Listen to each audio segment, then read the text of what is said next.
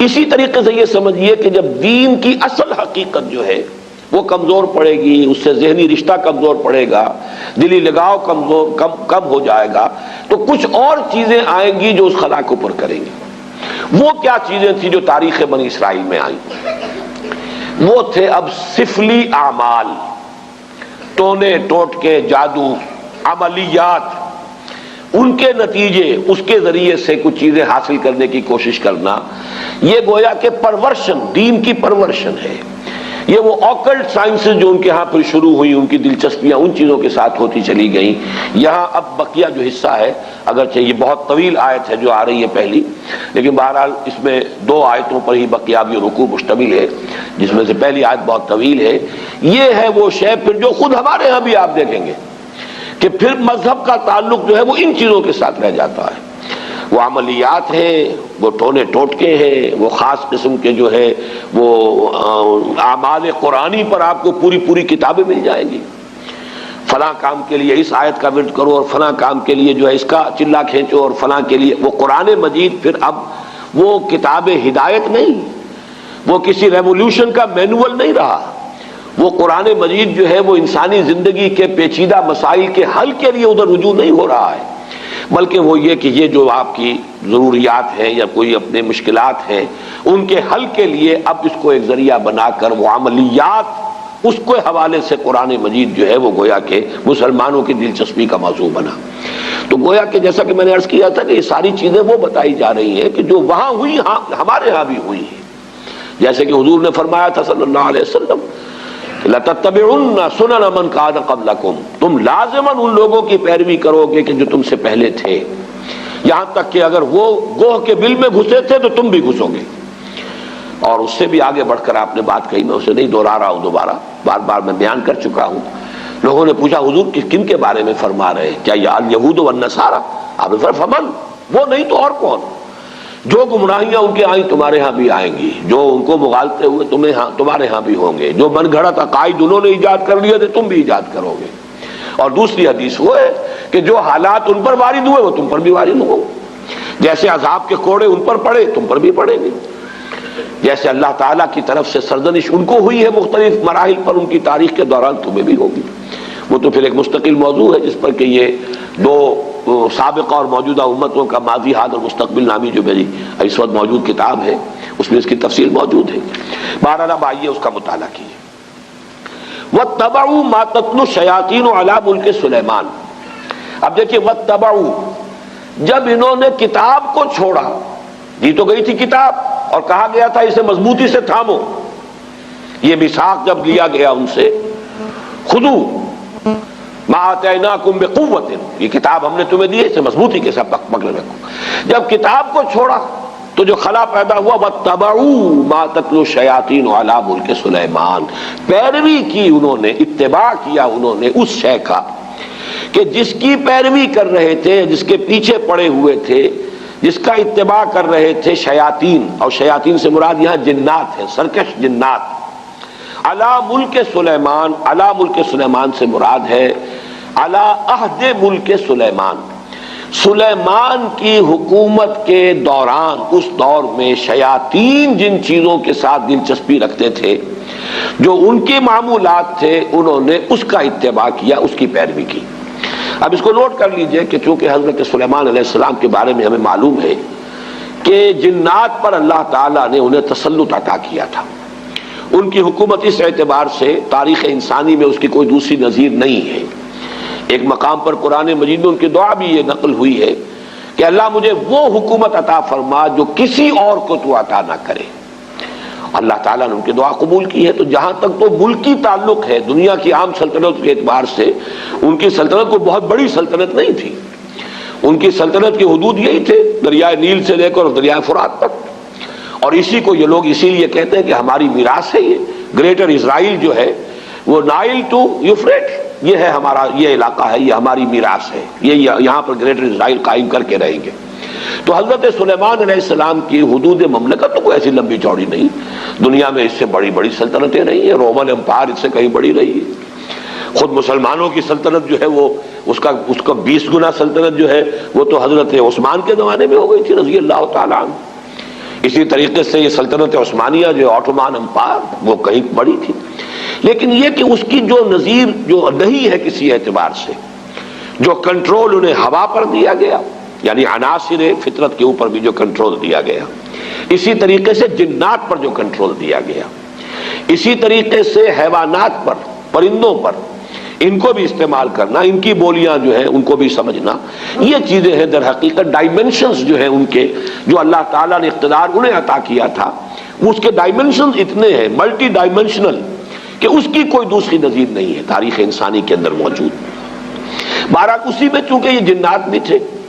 اس وقت گویا کہ انسانوں کا اختلاط ان جنات کے ساتھ رہا ہے،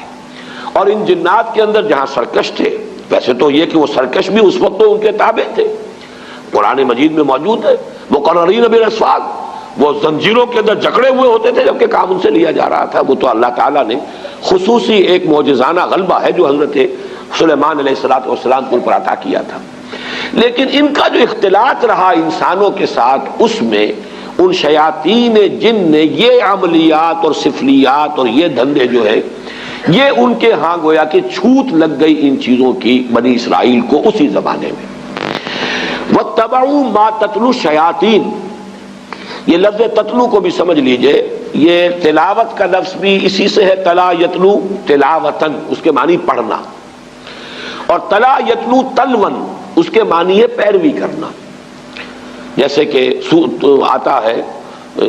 چاند جو ہے وہ گویا کہ پیچھے پیچھے آتا ہے سورج کے، والشمس وضحاها والقمر اذا تلاها، تلاها سورج کے پیچھے آ رہا ہے، تو اتباع کرنا، پیچھے پیچھے چلنا۔ اور جب ہم تلاوت کرتے ہیں تو گویا کہ دونوں معنی موجود ہوتے ہیں، اس لیے کہ تلاوت میں آپ پڑھ رہے ہیں، وہ تو تلا یتلو تلاوتن ہو گیا، اور تلاوت میں آپ ٹیکسٹ کو فالو کر رہے ہوتے ہیں، بلکہ بعض لوگ جو ہیں تو آپ نے دیکھا ہوگا ان کی انگلی بھی ساتھ ساتھ چل رہی ہوتی ہے، تو گویا کہ وہ ساتھ ساتھ ٹیکسٹ کو فالو کر رہے ہیں۔ تو یہ دونوں جو مفہوم اس میں شامل ہیں۔ وَاتَّبَعُوا مَا تَتْلُو الشَّيَاطِينُ عَلَىٰ مُلْكِ سلیمان، حضرت سلیمان علیہ السلام کے عہد حکومت میں شیاطین جن چیزوں کے اندر مصروف اور مشغول رہتے تھے، جو ان کے مشغلے تھے، جو ان کی دلچسپیاں تھیں، جس کی وہ پیروی کرتے تھے، اسی کی پیروی کی یہودیوں نے بھی، اور انہی سفلی اعمال کا جو ہے ان کے ہاں چرچا ہو گیا، چلن ہو گیا۔ وَمَا كَفَرَ سُلَيْمَانُ وَلَٰكِنَّ الشَّيَاطِينَ كَفَرُوا، یہاں پر یہ آگے بات بڑھانے سے پہلے اللہ تعالیٰ نے ایک وضاحت فرما دی ہے، اور سلیمان نے ہرگز شرک نہیں کیا، کفر نہیں کیا، بلکہ در حقیقت وہ کفر کرنے والے شیاطین تھے۔ وما کفر سلیمان ولکن الشیاطین کفروا، اور شیاطین تھے جنہوں نے کفر کیا۔ یعنی اگر اس کی نسبت سلیمان کی طرف کی جا رہی ہے تو غلط ہے۔ آپ کے علم میں ہوگا کہ ہمارے ہاں آج تک بھی یہ جو اعمال وغیرہ ہوتے ہیں نقش سلیمانی کے نام سے خاص تعویذ ہوتے ہیں، یہ وہی روایت چلی آ رہی ہے، حضرت سلیمان علیہ السلام کی طرف منسوب کیا انہوں نے، اور یہودیوں نے خاص طور پر بڑا ان کے اوپر الزام لگائے ہیں حضرت سلیمان علیہ السلام پر، اور ان کو جادوگر قرار دیا ہے۔ چنانچہ میں یہاں پہ آپ کو مولانا عبد الماجد دریابادی نے جو حوالے دیے ہیں، سلاطین جو ایک یعنی جو چیپٹر ہے تورات کا، اس میں حضرت سلیمان کے بارے میں یہ الفاظ موجود ہیں، اور جب سلیمان بوڑھا ہوا تو اس کی جوروؤں نے اس کے دل کو غیر معبودوں کی طرف مائل کر دیا، اور اس کا دل اپنے خدا کی طرف سے کامل نہ تھا۔ یہ بات حضرت سلیمان کے بارے میں تورات کہہ رہی ہے، معاذ اللہ۔ قرآن مجید میں آپ دیکھیں گے اکثر و بیشتر ایسے جب جملے آ جاتے ہیں کہ جیسے کہ بات چلتے چلتے اچانک ایک بات اللہ تعالیٰ فرما دیتے ہیں، اور اس وقت وہ آدمی کو اگر معلوم نہ ہو تو حیران بھی ہوتا ہے کہ اس بات کے کہنے کی یہاں چندہ ضرورت نہیں تھی۔ جیسے سورہ قاف میں ہے، ہم نے آسمان اور زمین اور جو کچھ ان کے مابین ہے 6 دنوں میں پیدا کیا، وما مسنا من لغوب، اور ہمیں کوئی تکان نہیں طاری ہوئی، ہم پر کوئی تکان طاری نہیں ہوئی۔ مسلمان اس کو پڑھتے ہوئے حیران ہو جائے گا کہ کون شخص ہوگا جو یہ گمان کر سکتا ہے کہ اللہ کو تکان بھی لاحق ہو سکتی۔ تو ایسی بات کی تردید کی ضرورت کیا ہے؟ یہ بات کھلتی کب ہے؟ جب آپ تورات پڑھیں، وہاں لکھا ہوا ہے کہ اللہ تعالیٰ نے آسمان اور زمین 6 دن میں پیدا کیے اور 7ویں دن آرام کیا۔ اب یہ جو آرام کا تصور ہے، یہی ہے در حقیقت ویکینڈ جو چلا آ رہا ہے ان کے ہاں، یہ 6 دن کام کرو 1 دن آرام کرو۔ یہ تصور پوری مغربی تہذیب کا ویکینڈ کا تصور یہ ہے کہ اللہ نے بھی آسمان اور زمین 6 دن میں پیدا کیے اور پھر 7ویں دن جو ہے اس نے آرام کیا، گویا کہ تکان لائق ہوئی۔ وہاں پر اب وہ چلتے چلتے وَلَقَدْ خَلَقْنَا السَّمَاوَاتِ وَالْأَرْضَ وَمَا بَيْنَهُمَا فِي 6 أَيَّامٍ وَمَا مَسَّنَا مِن لُغُوبٍ، ہمیں کوئی تکان طاری نہیں ہوئی۔ اسی طرح کا معاملہ یہاں ہے کہ چونکہ تورات کے مرتبین نے یہ سب کچھ کیا ہے، حضرت سلیمان علیہ السلام کے بارے میں تو میں آپ کو ایک اور جملہ سناتا ہوں، کیونکہ امام طبری نے اپنی اس جو ان کی علامہ ابن جریر طبری نے اپنی تفسیر میں اس کو نقل کیا ہے، وہ بھی میں سناؤں گا، لیکن ایک دوسرا اور بھی قول جو مولانا عبد الماجد دریابادی نے نقل کیا ہے، سو از بس کہ اس کا دل خداوند اسرائیل کے خدا کی جانب سے برگشتہ ہوا، اس لیے خداوند سلیمان پر غضبناک ہوا اور اس نے اسے حکم دیا تھا کہ وہ اجنبی معبودوں کی پیروی نہ کرے، پر اس نے اپنے خداوند کے حکم کو یاد نہ رکھا۔ وہی کنگز سلاطین نامی جو چیپٹر ہے اولڈ ٹیسٹمنٹ کا، اسی سے یہ دونوں میں نے آپ کو حوالے سنائے ہیں، اس کی نفی ہے جو قرآن نے یہاں کیا ہے، وَمَا كَفَرَ سُلَيْمَانُ وَلَٰكِنَّ الشَّيَاطِينَ كَفَرُوا۔ سلیمان تو ہمارے بندے، ہمارے نبی اور ہمارے پسندیدہ بندے، ان کی طرف اس طرح کی نسبت کرنا جو ہے یہ غلط ہے۔ یہ شیاطین تھے، وہاں جنات تھے، اس وقت چونکہ رہا اختلاط، انہوں نے یہ سارا جو ہے کفر پھیلایا اور یہ سارے سفلی علوم جو ہے وہ ان کے ذریعے سے یہودیوں کے اندر سرایت کر گئے۔ یہاں میں علامہ ابن جریر طبری کا بھی حوالہ آپ کو سنا دوں۔ قال بعض احبار الیہود، علامہ ابن جریر فرماتے ہیں کہ یہود کے بڑے بڑے علماء میں سے بعض نے یہ کہا ہے، وہ یہ کہتے تھے آپس میں، الا تعجبون من محمد، آپس میں گفتگو کرتے ہیں، تمہیں تعجب نہیں ہوتا محمد پر صلی اللہ علیہ وسلم، یزعم ان ابن داؤد کان نبیا،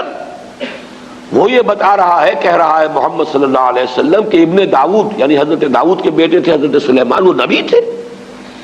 وما کان الا ساحرا، وہ تو سوائے ایک جادوگر کے اور کچھ تھا ہی نہیں۔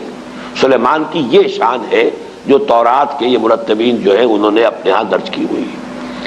تو اس کی نفی قرآن مجید نے یہاں کی ہے۔ جہاں جہاں موقع ملتا ہے، جو بھی پردے ڈال دیے گئے تھے انبیاء کی سیرت و کردار پر یا داغدار کر دیا گیا تھا، قرآن مجید نے ان داغوں کو دھبوں کو دھویا ہے، اور اس کا بھی ایک خاص سبب تھا اصل میں، کیوں بنی اسرائیل نے اپنے انبیاء کی سیرتوں کو داغدار کیا، اس کا سبب بھی سمجھ لیجئے۔ دیوانہ بکار خیش ہوشیار یہ بغیر کسی سبب اور بغیر کسی مقصد کے نہیں تھا۔ جب ان کے علماء کے اندر اخلاقی زوال آیا، انحطاط آیا، اب لوگ ان پر انگلیاں اٹھاتے تھے کہ تم اتنے بڑے عالم ہو کر، اتنے بڑے مذہبی رہنما ہو کر، یہ تمہاری حرکت۔ انہوں نے اپنے دفاع میں نبیوں کے اوپر اس طرح کے چھینٹے اڑا کر کہ یہ تو ہوتا ہی ہے، جب نبی ایسے تھے تو اگر ہمارے ذریعے سے کچھ ہو گیا تو کون سی بڑی بات ہو گئی، ہم تو پھر نبی بھی نہیں ہیں۔ یہ اپنے آپ کو بچانے کے لیے در حقیقت، اور یہ اس کی مثالیں اور بھی تاریخ میں آپ کو ملیں گی، میں زیادہ تفصیل میں اس وقت نہیں جانا چاہتا، لیکن اس وقت صرف یہ وضاحت میں کرنا چاہتا تھا کہ وما کفر سلیمان ولکن الشیاطین کفروا یعلمون الناس السحر، وہ لوگوں کو سحر سکھاتے تھے۔ اب یہ سحر جو ہے، جو کہ شریعت محمدی صلی اللہ علیہ وسلم میں یہ کفر ہے، آگے آ جائے گا، اس کی وضاحت کی گئی ہے۔ جادو ہے تو حقیقت، لیکن جادو کرنا کفر ہے، اگرچہ اس میں اختلاف ہمارے بعض فقہا کا ہے کہ آیا سیکھا بھی جائے یا نہ جائے، یعنی اس لیے کہ بعض اوقات توڑ کرنا پڑتا ہے کسی جادو کا، تو اگر آپ اس فن کے واقف نہیں ہوں گے تو آپ اس کا توڑ کیسے کریں؟ اس حوالے سے تو رائے ہے کہ اس کی معلومات اس کے بارے میں حاصل کی جا سکتی ہیں، لیکن بعض فقہا کے نزدیک اس کا سیکھنا کرنا تو ہے ہی ہے کفر، اس میں تو شک ہے ہی نہیں، خود جادو کرنا، لیکن جادو کا علم حاصل کرنا یہ بھی کفر ہے، یہ بھی ممنوع ہے، یہ بھی حرام ہے۔ اس لیے ظاہر بات ہے کہ وہ ذریعہ کفر بننے والی شے ہے۔ یعلمون الناس السحر، اس کی اصل حقیقت کیا ہے وہ میں ذرا تھوڑی دیر میں آگے جو موضوع آ رہا ہے اس کے حوالے سے بات کروں گا۔ وما انزل علی الملکین ببابل ہاروت و ماروت، یہ ماں جو ہے اس کا عطف ہے واتبعوا ما تتلو الشیاطین، وہ ماں جو آیا تھا انہوں نے پیروی کی اس شے کی جو شیاطین جن جس مشغلوں کے اندر مصروف رہے تھے ان کی پیروی کی، اسی ماں پر، وما یعنی جو انہوں نے پیروی کی تھی ان کی، کہ جو حضرت سلیمان علیہ السلام کے زمانے میں شیاطین جو کچھ سکھاتے تھے اس کی پیروی کی۔ وما انزل علی الملکین ببابل ہاروت و ماروت، اور پیروی کی انہوں نے اس کی جو نازل کیا گیا دو فرشتوں پر جو ہاروت اور ماروت تھے بابل میں۔ یہاں پہلے میں چاہتا ہوں کہ جو مختلف آراء ہیں وہ بیان کر دوں۔ یہ ملکین جو ہے لام کے زبر کے ساتھ، یہ ہے ہماری جو معروف اور مشہور قرات ہے، دو فرشتے۔ لام کی زیر کے ساتھ اس کے معنی ہو جائیں گے دو بادشاہ۔ یہ دونوں قراتیں سلف میں موجود ہیں۔ جو لوگ اس کو ملکین پڑھتے ہیں اس کا مطلب یہ ہے کہ بابل کے دو بادشاہوں کا ذکر یہاں ہو رہا ہے کہ ان کا یہ شغل تھا جو بھی تھا، جس کا تذکرہ میں بعد میں کروں گا کہ کیا شغل تھا، لیکن ابھی صرف یہ نوٹ کر لیجئے کہ ہمارے ہاں کی مشہور قرات ملکین ہے، اور تقریباً مفسرین کا اجماع اس پر ہے کہ ملکین ہے، یہ فرشتے ہیں دو کہ جو بابل میں اتارے گئے تھے۔ وما انزل علی الملکین ببابل ہاروت و ماروت، اگر تو ملکین پڑھا جائے اس کو دو بادشاہ تو پھر اشکال بہت سے رفع ہو جاتے ہیں، پھر بہت سی چیزیں جو ہیں جو مسائل اس میں پیدا ہوتے ہیں تفسیری، ان کا حل ہو جاتا ہے۔ لیکن جیسا کہ میں نے عرض کیا، اگرچہ یہ قرات ہمارے ہاں ہے لیکن اکثر مفسرین کا اجماع یہی ہے کہ یہ ملکین ہی ہے اور یہ مراد اس سے فرشتے ہیں۔ بابل در حقیقت قدیم نام ہے ملک عراق کا، پورے ملک کا نام بھی بابل، اور اس کا جو صدر مقام تھا وہ بھی بیبیلونیا، وہ بھی بابل تھا۔ اسی کے نام سے پورا ملک جو ہے وہ پہچانا جاتا تھا۔ آج بھی اگر آپ مصر میں جائیں گے تو قاہرہ کو مصری مصر کہتے ہیں، مصر اصل میں قاہرہ ہے۔ گویا کہ اگر کسی سے پوچھا کہاں جا رہے ہیں، اگر آپ نے کہیں اسماعیلیہ میں یا کہیں اسکندریہ میں پوچھا کہاں جا رہے ہیں، مصر، یعنی مصر جا رہا ہوں، حالانکہ وہ مصر ہی میں ہے اس وقت، لیکن یہ کہ وہ قاہرہ کو مصر کہتے ہیں۔ اسی طریقے سے یہ بیبیلونیا، یہ بابل جو ہے یہ پورے ملک کا نام بھی تھا اور اس صدر مقام کا بھی۔ یہ صدر مقام جو ہوتا تھا یہ آج کے بغداد سے 60 میل جنوب میں اسی دریائے فرات کے کنارے پر یہ شہر آباد تھا بیبیلونیا۔ تو در حقیقت وہاں چونکہ اب یہ ذہن میں رکھیے کہ فلسطین مغرب میں ہے، شام کا علاقہ ہے، یہ عراق جو ہے یہ اس کے مشرق میں ہے، اس سے مشرق میں پھر ایران ہے۔ ان تین ملکوں کے ساتھ جو ہے معاملہ رہا ہے یہود کی تاریخ کا، کہ یہود پر جب نیبوکڈنیزر جو تھا وہ بادشاہ تھا بیبیلونیا کا، عراق کا، اس نے حملہ کیا تھا 6 صدی قبل مسیح میں، اور اس کے بعد جو اس نے یہ یوں سمجھیے کہ تقریباً حضرت سلیمان علیہ السلام کے 300 برس بعد، حضرت سلیمان کا زمانہ تو یہ تو گویا کہ تاریخ بنی اسرائیل کا جو ان کا گولڈن پیریڈ ہے، سنہری دور، اس کا نقطہ عروج ہے حضرت سلیمان کا دور۔ حضرت سلیمان کے انتقال کے ساتھ ہی ان کی مملکت 2 حصوں میں تقسیم ہو گئی، 2 بیٹوں کے مابین، ایک شمالی اس کا نام اسرائیل تھا اور ایک جنوبی اس کا نام یہودا تھا۔ یہ 2 مملکتیں بن گئی حضرت سلیمان کے انتقال کے فوراً بعد۔ زوال شروع ہوا، پہلے وہ اسرائیل تباہ ہوا، پھر یہ یہودا بھی جو ہے تباہ ہوا ہے نیبوکڈنیزر کے ہاتھوں، اور ہیکل سلیمانی مسمار ہوا، 6 لاکھ آدمی اس نے قتل کیے یہودی، 6 لاکھ کو قیدی بنا کر لے گیا۔ یہ جو قیدی بنا کر لے کر گیا ہے، اور یروشلم میں ایک متنفس باقی نہیں رہا۔ یہ کیپٹیوٹی کا دور جو تھا، اس دور میں انہوں نے جو عراق میں جادو والا معاملہ تھا یہ وہاں پر جا کر سیکھ لیا۔ گویا کہ 2 آتشا ہو گیا یہودیوں کا معاملہ، یہ جنتر منتر، جادو، عملیات، سفلیات، آکلٹ سائنسز ان کی جتنی تھی۔ ایک تو یہ کہ جو پہلے سے فلسطین میں موجود تھا یہ معاملہ، یہ انہوں نے وہاں سے شروع کیا۔ حضرت سلیمان کے زمانے میں ان جنات سے سیکھ لیا۔ اب ظاہر بات ہے کہ مکھی کی سرشت ہے، وہ گندگی پر بیٹھتی ہے، جن کی مزاج کے اندر گندگی ہے وہ تو جہاں سے بھی ہوگا گندگی اس کو حاصل کر لیں گے۔ حضرت سلیمان کے زمانے میں وہ شیاطین جن سے حاصل کیا۔ اب کیپٹیوٹی کے دور میں انہوں نے مزید جو ہے عراق میں بھی جو بہت بڑا گڑھ تھا اس قسم کی چیزوں کا، وہاں سے بھی انہوں نے سیکھا۔ تو گویا کہ یہ تمام چیزیں ان کے اندر رچ بس گئیں، ان کی شخصیتوں کے اندر، ان کے مزاج میں، جسے ہم محاورے میں کہتے ہیں گھٹی میں پڑ گئی۔ وما انزل علی الملکین ببابل ہاروت و ماروت، اور انہوں نے پیروی کی اس کی جو نازل کیا گیا 2 فرشتوں پر جو بابل میں تھے، ہاروت اور ماروت۔ اب یہ کہ وہ کیا نازل کیا گیا اس مسئلے کو سمجھ لیجئے۔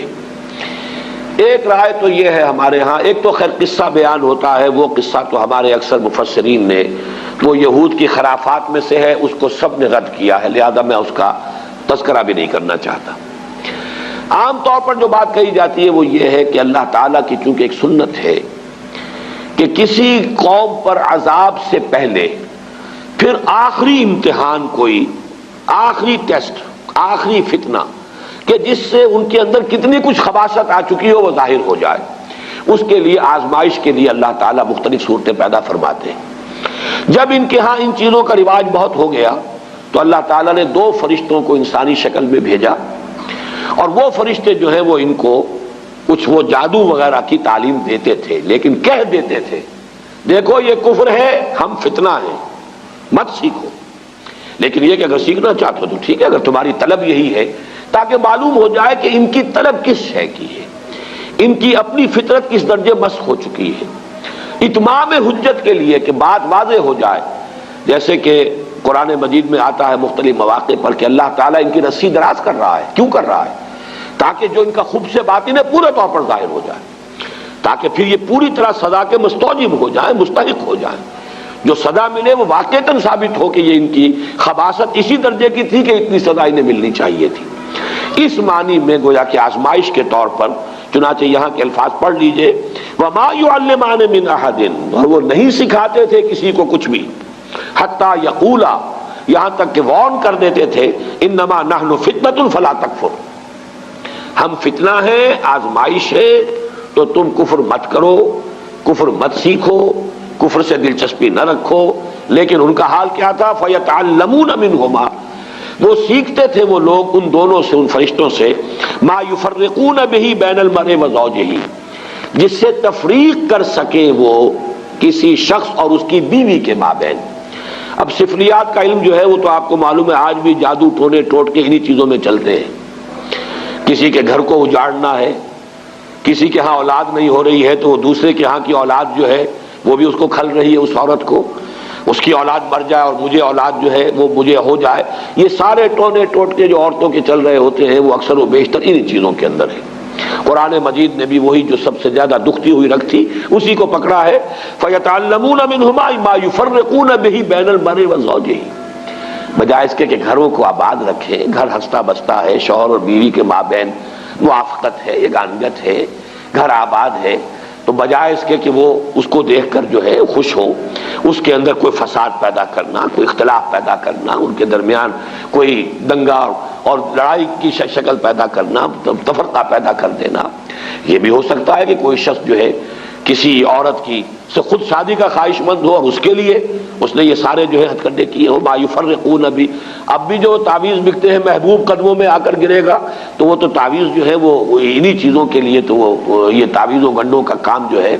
سب سے زیادہ جو اس میں ہاٹ کیکس کی طرح بکنے والے ہیں، وہ تو ظاہر بات ہے اسی دھندے سے متعلق ہے. وما هم بضارین بہ من احد الا باذن اللہ، حالانکہ نہیں تھے وہ ضرر پہنچانے والے کسی کو اس کے ذریعے سے مگر یہ کہ اللہ کے حکم سے. توحید کا تقاضا یہ ہے کہ کسی شے میں کسی تاثیر کو مستقل نہ مانا جائے جب تک کہ اللہ کا اذن نہ ہو. کسی شے میں تاثیر ہونا یہ اور چیز ہے. اللہ تعالیٰ نے آگ میں تاثیر رکھی ہے کہ وہ جلاتی ہے، لیکن اس کا جلانا بالفعل اللہ کے اذن پر منحصر ہے. اللہ نہیں چاہے گا نہیں جلائے گی آگ. تو اگر آگ سے اس کی صفت منفک ہو سکتی ہے، جدا ہو سکتی ہے، تو ظاہر بات ہے اور چیزیں جتنی بھی ہیں ان میں تاثیرات تو ہیں،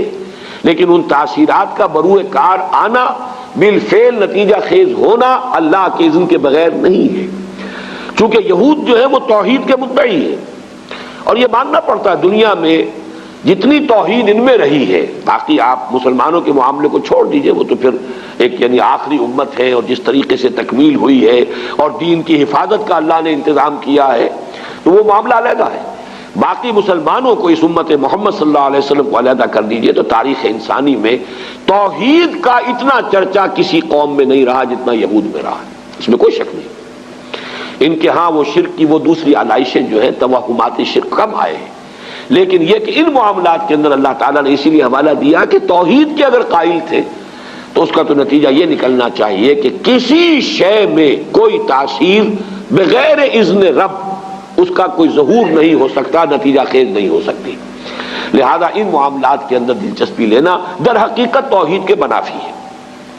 وَيَتَعَلَّمُونَ مَا يَضُرُّهُمْ وَلَا يَنفَعُهُمْ، اور وہ سیکھتے تھے وہ چیزیں جو انہیں نقصان پہنچاتی تھی، فائدہ نہیں پہنچاتی تھی. وَلَقَدْ عَلِمُوا لَمَنِ اشْتَرَاهُ مَا لَهُ فِي الْآخِرَةِ مِنْ خَلَاقٍ، حالانکہ وہ خوب جانتے تھے کہ جو کوئی بھی ان چیزوں کو اختیار کرے گا، خریدے گا، ان سے دلچسپی رکھے گا، اس کا آخرت میں کوئی حصہ نہیں۔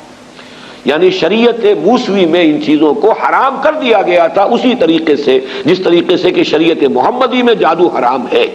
میں اس کا بھی حوالہ آپ کو سنا دوں گا۔ وَلَبِئْسَ مَا شَرَوْا بِهِ أَنفُسَهُمْ لَوْ كَانُوا يَعْلَمُونَ، اور بہت بری شے تھی وہ جس کے عوض کے انہوں نے اپنے آپ کو فروخت کر دیا۔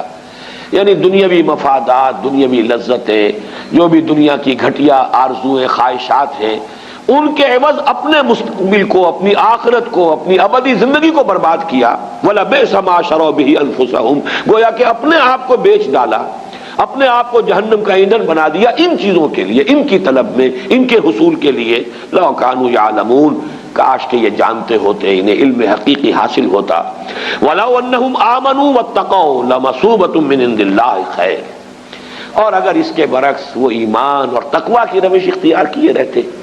اب یہ گویا کہ مجھ سے اور آپ سے بھی کہا جا رہا ہے اور امت مسلمہ سے کہا جا رہا ہے کہ بجائے ان چیزوں میں دلچسپی رکھنے کے، اگر ایمان، تقویٰ، جہاد، احسان، جو اللہ نے دین کے لیے جو یہ مقامات جو ہیں، مقامات بلند جو تمہارے لیے جن کا راستہ کھول دیا ہے، ان کی طرف توجہ رکھو، ان گھٹیا چیزوں کی طرف کوئی میلان نہ ہو، کوئی توجہ نہ ہو۔ وَلَوْ أَنَّهُمْ آمَنُوا وَاتَّقَوْا لَمَثُوبَةٌ مِّنْ عِندِ اللَّهِ خَيْرٌ، تو جو بدلہ اور ثواب اور اجر اللہ کی طرف سے ملتا کتنا بہتر ہوتا۔ لَوْ كَانُوا يَعْلَمُونَ، کاش کہ انہیں معلوم ہوتا۔ میں نے وہ جو عام اس کی جو ایک تفسیر ہے اس کے حوالے سے تو یہ بات پوری کر دی۔ اس موضوع پر یہ کہ کیا چیز تھی جو نازل کی گئی تھی فرشتوں پر، ہاروت اور ماروت پر، اگر انہیں فرشتے ہی مانا جائے جیسا کہ اکثر مفسرین کا اجماع ہے۔ اس موضوع پر میں سمجھتا ہوں کہ مولانا امین احسن اصلاحی صاحب نے جو رائے ظاہر کی ہے وہ بہت مضبوط ہے، قوی ہے، اور وہ یہ ہے کہ اصل میں ایک علم وہ بھی ہے جسے ہم کلمات کی تاثیرات کا علم کہتے ہیں، روحانی اثرات، جیسے مادی چیزیں ہیں، میٹر ہے، فزیکل کمپاؤنڈز ہے، کیمیکل کمپاؤنڈز ہے، ہر شے کی اپنی پراپرٹیز ہیں، ان کی تاثیرات ہیں۔ ایسی کلمات کے بھی کچھ خواص ہیں،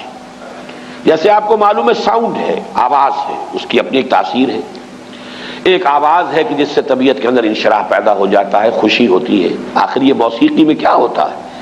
وہی آواز ہے، کسی اور آہنگ میں آئی ہے، دل افسردہ ہو جاتا ہے، غم کی کیفیت طاری ہو جاتی ہے آواز۔ آواز ہی کی تاثیر وہ بھی ہے، آواز ہی کی تاثیر یہ بھی ہے۔ اسی طریقے سے کلمات، ان کی کچھ تاثیرات ہیں۔ ایک تو معنی ہے، اس لفظ کے یہ معنی ہے، اس لفظ کے یہ معنی ہے، اس لفظ کے یہ معنی ہے، اس لیے کہ ہم نے ان الفاظ کو وضع کیا ہے کچھ چیزوں کا مسمى بنا کر، یہ گھڑی ہے، یہ اینک ہے۔ لیکن یہ کہ ان کلمات کی کوئی روحانی تاثیرات بھی ہیں بالفعل، ان کا انکار نہیں کیا جا سکتا۔ ان تاثیرات کا استعمال ہے کہ جو ان اعمال کے اندر ہوتا ہے، ان تاثیرات کو، ان کی جو ظاہر بات ہے کہ اسی کو غلط استعمال جادو کی شکل میں ہوتا ہے، انہی کلمات کا استعمال ہے، ان کے اندر تاثیرات ہیں، ان کا ایک استعمال جادو کے لیے ہو رہا ہے۔ لیکن ایک زمانے میں ضرورت پیش آتی ہے، مختلف دور میں، جیسا کہ ہندوستان میں بھی ہمیں معلوم ہے کہ ایک حد تک یہ علم بھی دیا گیا یا لوگوں نے حاصل کیا دشمنوں کا اور مخالفوں کا توڑ کرنے کے لیے۔ ہندوستان میں جوگی، سنیاسی، انہوں نے جو بھی نفسیاتی ایکسرسائزز کی ہوئی تھی، جس طرح کی جو بھی چلہ کشی کی ہوئی تھی، اس سے جو بھی لوگوں کے اوپر اپنی روحانیت کا ایک جو ہے وہ فسوع طاری کیا ہوا تھا، روب ڈالا ہوا تھا۔ اب ظاہر بات ہے کہ اس روب کو توڑے بغیر یہاں ہمارے صوفیہ اسلام کی تبلیغ نہیں کر سکتے تھے، لہذا انہوں نے ان چیزوں کا علم حاصل کیا ایک درجے میں، اور ان کو حاصل کر کے اور پھر ان کا جو ہے مقابلہ کر کے انہیں اس میدان میں بھی شکست دی، اور اس کے بعد یہ ہے کہ ان کے لیے راستے کھل گئے کہ پھر انہوں نے دین کو سمجھا اور دین کی طرف آئے، اور جو اصل دین ہے اس کی تعلیم بھی ان تک پہنچ گئی۔ اسی طریقے سے آپ کو معلوم ہے ہندوستان میں یہ قوالی کا رواج کیوں ہوا؟ ہندو مزاج کے اندر یہ موسیقی جو ہے وہ ان کے مذہب کے ساتھ گندھی ہوئی ہے، رچی بسی ہوئی ان کے مزاج کے اندر، اس کے حوالے سے وہ ان کی پوری عبادات بھی جو ہے وہ بھجن ہے یا جو اور جس طریقے سے ہے، وہ ان کے ہاں اس درجے ان کی طبیعت ثانیہ بن چکے تھے کہ اس ذریعے سے ان تک بات پہنچانے کے لیے کچھ لوگوں نے اس راستے کو بھی اختیار کیا۔ اگرچہ وہ شروع میں جو یہ قوالی ہوتی تھی اس میں یہ مزامیر نہیں ہوتے تھے، انسٹرومنٹل میوزک نہیں تھا، وہ صرف یہ کہ ظاہر بات ہے کہ وہ میوزک جو اللہ تعالیٰ نے انسان کی اپنی آواز میں رکھ دیا ہے، جس کے لیے فرمایا گیا کہ قرآن مجید کو مزین کرو، زین القرآن باصواتکم، قرآن مجید کو اچھی سے اچھی آواز میں خوش الحانی کے ساتھ پڑھو تاکہ قرآن مزین ہو جائے۔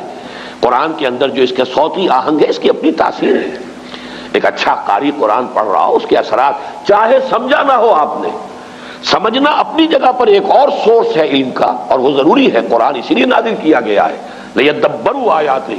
تاکہ اس کی آیات پر غور کیا جائے۔ یہ جو ہے اس کی ترجیحات کے اندر تو رہے گا، لیکن یہ کہ اس کی قرات کے اندر اپنی ایک تاثیر ہے، اس کا انکار کرنا درست نہیں ہے۔ اگر اس کی کوئی تاثیر نہ ہوتی تو اتنی تاکید نہ ہوتی۔ من لم یتغن بالقرآن فلیس منا، جو قرآن مجید کو اچھی آواز سے حسن صوت سے نہیں پڑھتا وہ ہم میں سے نہیں ہے، اس درجے تاکید۔ بلکہ جیسا کہ حضرت ابو موسیٰ اشعری رضی اللہ تعالیٰ عنہ کی تحسین فرمائی حضور نے کہ ایک رات آپ مدینے میں گلیوں میں جب آپ کچھ گشت فرما رہے تھے تو حضرت ابو موسیٰ اشعری رضی اللہ تعالیٰ عنہ وہ تہجد کی نماز میں قرآن پڑھ رہے تھے، اور اس اللہ تعالیٰ نے انہیں ایسی آواز دی تھی کافی دیر تک حضور وہاں کھڑے سنتے رہے۔ ظاہر بات ہے مکان تو ایسے تو نہیں تھے ہمارے، وہ تو ایک ایک کسی کا کمرہ، ایک ایک کوئی کوٹھڑی ہوتی تھی، حجرات تھے، اس کے اندر جو بھی وہ پڑھ رہے تو باہر گلی میں سنائی دے رہا ہے۔ صبح فجر میں جب ملاقات ہوئی ہے تو پھر حضور نے حضرت ابو موسیٰ سے پھر یہ فرمایا، یا ابا موسیٰ انک قد اوتیت مزمارا من مزامیر آل داؤد، اے ابو موسیٰ آپ کو تو تمہیں تو اللہ تعالیٰ نے آل داؤد کے سازوں میں سے ایک ساز عطا کیا ہے، یہ ساز جو ہے گلے میں تمہارے یہ ساز ہے، تو یہ جو فطری ساز تھا اصل میں اس کا استعمال کیا گیا تھا، اور اس کے ذریعے سے اس کا بہترین استعمال کیا گیا، بعد میں پھر اس کے اندر اضافے ہوتے چلے گئے۔ وہ میں موجودہ قوالی کو نہیں کہہ رہا، بلکہ جو آغاز تھا قوالی کا وہ اس انداز میں ہوا۔ اسی طریقے سے گویا کہ کچھ کلمات کی تاثیر اور اس کے جو خواص ہیں ان کا کوئی علم تھا جو ایک زمانے میں ان کو دیا گیا ہے، ورنہ جادو کے بارے میں تو جیسا کہ میں نے عرض کیا، یہ کتاب استثناء جو ہے، یعنی فلسطین میں صحرائے سینا میں جبکہ ابھی تھے بنی اسرائیل، حضرت موسیٰ علیہ السلام ساتھ تھے، اس وقت انہیں جو ہدایات کی گئی تھی ان میں سے یہ ہے، جب تو اس ملک میں جو خداوند تیرا خدا تجھ کو دیتا ہے پہنچ جائے تو وہاں کی قوموں کی طرح مکروہ کام کرنے نہ سیکھنا، تجھ میں ہرگز کوئی ایسا نہ ہو جو اپنے بیٹے یا بیٹی کو آگ میں چلوائے۔ اب دیکھیے یہ عمل آج بھی روافظ کے ہاں یہ آگ پر چلنے کا جو رواج ہے، بعض جو ہے اس طرح کے کرتب دکھائے جاتے ہیں، اور ظاہر بات ہے جو حالات جو ہیں اس سے آپ متاثر ہوتے ہیں، آگ کے اوپر انگاروں کے اوپر چل رہے ہیں، یہ اعمال کہاں سے چلے آ رہے ہیں؟ یہ حضرت موسیٰ علیہ السلام کو حضرت مسیح سے 1400 برس قبل یہ بتایا جا رہا ہے، تجھ میں ہرگز کوئی ایسا نہ ہو جو اپنے بیٹے یا بیٹی کو آگ میں چلوائے، یا فال گیری یا شگون نکالنے والا یا افسوگر یا جادوگر یا منتری یا جنات کا آشنا یا رمال یا ساحر ہو، کیونکہ وہ سب جو ایسے کام کرتے ہیں خدا کے نزدیک مکروہ ہیں، اور انہی مکروہات کے سبب سے خداوند تیرا خدا تیرے سامنے سے ان کو نکالنے پر ہے۔ یعنی یہ جو اصل میں فلسطین میں جو قومیں آباد تھیں، فلسطین حضرت یوشع ابن نون جوشع جو جانشین تھے حضرت موسیٰ علیہ السلام کے، ان کے ہاتھوں جب فتح ہوا ہے تو فلسطین میں جو قومیں اس وقت آباد تھیں ان میں یہ اعمال موجود تھے، لیکن ہوا یہی کہ انہوں نے جا کر وہاں پہ وہ اعمال ان سے سیکھے۔ پھر جب ان کا وہ دور آیا ہے کہ جب حضرت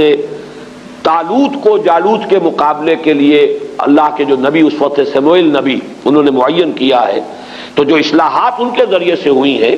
اور ساؤل اصل میں نام ہے تورات میں حضرت طالوت کا، ساؤل نے جنات کے آشناؤں اور افسوگروں اور جادوگروں کو ملک سے خارج کر دیا تھا۔ پرج ہوئی ہے جو ان کا جو گولڈن پیریڈ شروع ہوا، حضرت طالوت، حضرت داؤد، حضرت سلیمان، یہ 100 برس ہیں ان کے گولڈن پیریڈ کے، تو یہ پرج کر دی گئی تھی۔ لیکن پھر حضرت سلیمان علیہ السلام کے زمانے میں وہ جنات کے ساتھ جو ان کا خلا ملا ہوا، پھر وہ شیطانی اعمال، سفلی اعمال، وہ جادو، وہ ٹونے ٹوٹکے آ گئے، اور 2 عطشہ ہو گیا معاملہ یہ جب یہ عراق میں رہے، بیبیلونیا میں کیپٹیوٹی میں، حالت اسیری میں، پھر وہاں پر جو معاملہ اپنی انتہا کو پہنچا تو اللہ تعالیٰ نے پھر وہاں پر جو ہے ان فرشتوں کو جو معروف تفسیر ہے اس کے مطابق فتنہ بنا کر بھیجا، اور دوسری رائے جو مولانا اصلاحی صاحب کی ہے کہ اصل میں وہ فرشتوں پر جو چیز نازل کی گئی تھی بہرحال وہ ساحری جادوگری نہیں ہو سکتی، بلکہ معلوم ہوتا ہے کہ انہی کلمات کے خواص کا علم تھا جو ایک زمانے میں ان کو اس لیے تلقین کیا گیا کہ اس کے ذریعے سے وہ دشمنوں کا توڑ کر سکیں، دشمنوں کا مقابلہ کر سکیں، اس کو صحیح مقصد کے لیے استعمال کر سکیں۔ لیکن جب ان کی ذہنیت مسخ ہوئی، انہوں نے اسی کو برے مقاصد کے لیے، غلط مقاصد کے لیے، جیسے دو دھاری تلوار ہے، آپ اسے کسی اچھے مقصد کے لیے بھی استعمال کر سکتے ہیں، لیکن جب آپ کی اپنی ذہنیت مسخ ہو جائے گی تو اسی کو آپ کسی غلط کام کے لیے استعمال کریں گے، تو پھر وہ ہوتے ہوتے وہ جادوگری اور وہ یہ سفلی اعمال اور اوکلٹ سائنسز، ان سب کا معاملہ جو ہے ان کے ہاں رواج پا گیا۔ بس یہ وہ رائے ہے کہ جو میں نے سمجھا کہ وہ میں آپ کے سامنے لے آؤں۔ مجھے مولانا امین احسن اصلاحی صاحب کی اس رائے سے اتفاق ہے۔ باقی اب اصل میں یہ سمجھ لیجئے جو میں نے بات شروع میں عرض کی تھی، علم کے بارے میں قرآن مجید جو واضح کرتا ہے وہ یہ ہے کہ علم صرف دو ہے، تیسری کسی شے کے پیچھے پڑنا یہ در حقیقت اللہ تعالیٰ کے حکم کی خلاف ورزی ہے، یہ جن کو اوکلٹ سائنسز کہا جاتا ہے۔ اسی لیے حضور نے فرمایا جس کسی نے کسی نجومی کی بات کی تصدیق کی اس نے میرے لائی ہوئی شے کی تکذیب کی۔ اب یہ چاہے وہ ہاتھوں کی لکیروں کا علم ہو، چاہے وہ اب ہمارے ہاں اس کو بھی سائنس کہہ دیتے ہیں، سائنس آف نمبر، اگرچہ جب اس کو واضح کریں گے تو پھر وہ اوکلٹ سائنسز کا لفظ آتا ہے، اور یہ ہاروسکوپس بنے ہوتے ہیں، اور یہ جو ہر اخبار کے اندر چلے آ رہے ہیں، اور فلاں کا یہ ہے اور فلاں کا وہ ہے، یہ مختلف حوالوں سے جو ہے وہ قسمتیں ہیں، فال گیری ہے، یہ تمام چیزیں جو ہے در حقیقت یہ اس دائرے میں آتی ہیں کہ جن سے دلچسپی رکھنا گویا کہ دین کے مقاصد کے برعکس ہے۔ حضور کے وہ الفاظ ان سب کے اوپر آئیں گے، اگرچہ یہ سب غلط نہیں ہے، ان کے اندر تاثیرات ہیں، حقیقتیں ہیں۔ حقیقت ہونا کسی شے کا اور ہے اور کسی شے کا جائز اور حلال ہونا اور ہے۔ جب قرآن مجید تو شراب کے بارے میں کہتا ہے کہ اس میں کچھ نفع بھی ہے، وَمَنَافِعُ لِلنَّاسِ، لوگوں کے لیے کچھ فائدے ہیں، لیکن اسمہما اکبر من نفعہما، ان کا گناہ کا پہلو جو ہے وہ ان کے نفع کے پہلے سے جوئے کا بھی اور شراب کا بھی وہ زیادہ ہے، لہذا وہ حرام کر دیے گئے۔ تو اسی اعتبار سے ان تمام چیزوں کے اندر جو بھی کوئی تاثیر ہے، کوئی ایفیکٹ ہے، کوئی ہے واقعتاً، وہ اپنی جگہ پر اس کی آپ نفی نہ کریں، لیکن ان سے دلچسپی رکھنا، اس کے پیچھے لگنا، اس میں یقین رکھنا، یہ چیزیں جو ہے پھر انسان کے اندر جس طرح کا ایک وہمی سا مزاج پیدا کر دیتی ہیں، پھر اس کے اندر سے وہ عمل کی جو ایک قوت ہے اور ایک ارادہ اور عزم، اس کو جس طریقے سے دیمک جو ہے لکڑی کو کھا جاتی ہے، اس طریقے سے یہ دلچسپیاں پھر انسان کے اندر سے اس عزم اور ارادے اور جد و جہد اور عمل، اس سے انسان کو جو ہے بیگانہ کر دیتی ہیں۔ تو ان کو ہمارے ہاں حرام قرار دیا گیا۔ تو علم دو کون سے ہیں؟ یا ایک علم وہ ہے جو آپ نے تجرباتی علم حاصل کیا، ان السمع والبصر والفؤاد کل اولئک کان عنہ مسئولا، اسی لیے وہاں فرمایا گیا وَلَا تَقْفُ مَا لَيْسَ لَكَ بِهِ عِلْم، مت پیچھے پڑو، مت دلچسپی رکھو ان چیزوں سے جس کے لیے تمہارے پاس کوئی علم نہیں ہے۔ اس لیے کہ علم کے لیے اللہ تعالیٰ نے تمہیں جو ذرائع دیے ہیں، ان السمع والبصر والفؤاد کل اولئک کان عنہ مسئولا، اور اس مرتبہ جو منتخب نصاب کا درس میں نے مکمل کیا ہے، میں واضح کر چکا ہوں اپنی رائے کہ فؤاد کا ترجمہ جو عام طور پر دل کیا گیا مجھے اختلاف ہے۔ میرے نزدیک فؤاد جو ہے در حقیقت وہ یہ عقل ہے۔ فائدہ ہوتا ہے کسی شے سے کوئی شے اخذ کر لینا۔ آپ نے دیکھا ہوگا پرانے زمانے کی کتابوں میں کوئی چیز لکھی گئی، اس کے بعد فے کا ایک نشان ڈال کر اب کوئی آگے جملہ آ رہا، فے یعنی فائدہ۔ اس بات سے یہ ایک نتیجہ یہ نکل رہا ہے، اس کو پلے باندھتے چلو، یہ فائدہ جو ہے یہاں سے حاصل کر لو پھر آگے بڑھو، تو وہ فے لگا ہوتا فائدہ کے لیے۔ فائدہ کیا ہے کہ آپ نے جو بھی سینس ڈیٹا آپ کو حاصل ہوا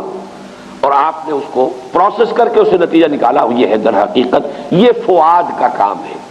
یہ ہے انسان کا ایکوائرڈ نالج، اکتسابی علم۔ دوسرا علم ہے وحی کا جو اللہ کی طرف سے گیون ہے، یہ ریویلڈ نالج ہے، اس کے لیے ہم قرآن اور سنت، اس لیے کہ سنت کو ہم سمجھتے ہیں کہ وحی جو ہے وحی جلی بھی ہے، وحی خفی بھی ہے۔ حضور صلی اللہ علیہ وسلم کو قرآن بھی دیا گیا ہے اور اللہ تعالیٰ کی طرف سے آپ کو اور بھی وحی خفی ہوتی تھی، اور وہ آپ کو جو سنت سے جو چیز ثابت ہو جائے گی یا وہ ہے اور یا پھر وہ شے جو ہمارے تجرباتی علوم اور ہماری عقل اور ہماری سمع اور بصر کے نتیجے میں جو چیز حاصل ہوئی۔ یہ دو علم ہیں. ولا تقف ما ليس لك به علم